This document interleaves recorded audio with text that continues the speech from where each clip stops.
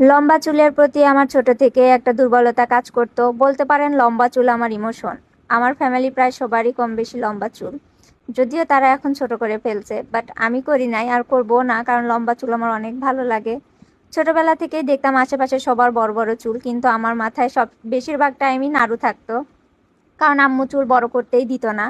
যদিও সেটা উপকারে আসছে এখন, তখন বুঝতাম না, এখন বুঝি। খুব করে চাইতাম আমারও চুল বড় হোক, বায়না করতাম, কিন্তু আম্মু চুল একটু বড় হতেই নাড়ু করে দিত। আমি ক্লাস 6-এ উঠেও নাড়ু হয়েছি, যে জায়গায় 6-এ মানুষের চুল প্রায় কোমর পর্যন্ত বা আর একটু ছোট এরকম থাকে, কিন্তু আমি নাড়ু ছিলাম।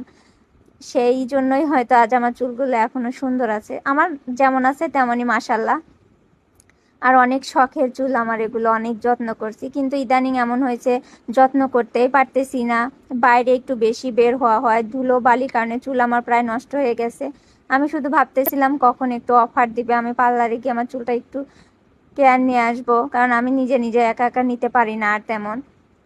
তো অফার দিছে শোনা মাত্রই আমি চলে গেছিলাম পার্লারে, কিন্তু অফার পেয়েও কি লাভ, আমার চুল একটু লং, তাই অফারের চেয়েও আরও বেশি 300 টাকা দিতে হয়েছে।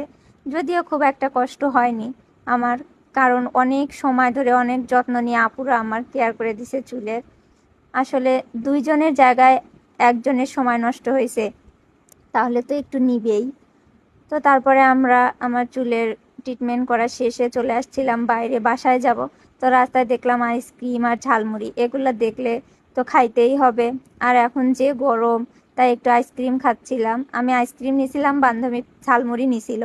আমি ভাবছিলাম তারটা টেস্ট করে যদি ভালো লাগে দেন নিব, কিন্তু খাওয়ার পর বুঝলাম সত্যিই ভালো। আর এইদিকে আমার বান্ধবী দুইটা নিয়ে নিছে, অথচ বলে আমিই নাকি সারাদিন খাই খাই করি। বাইরে বের হলে কিন্তু তার খাওয়ার আগ্রহ বেশি, কিন্তু পচানোর সময় পচায় আমায়। আমিও খাইতে চাই, কিন্তু তার মতো না। তারপরে এগুলাই আমি বলতেছিলাম আর রিক্সায় যাচ্ছিলাম, আর এদিকে এত ঝাঁকি,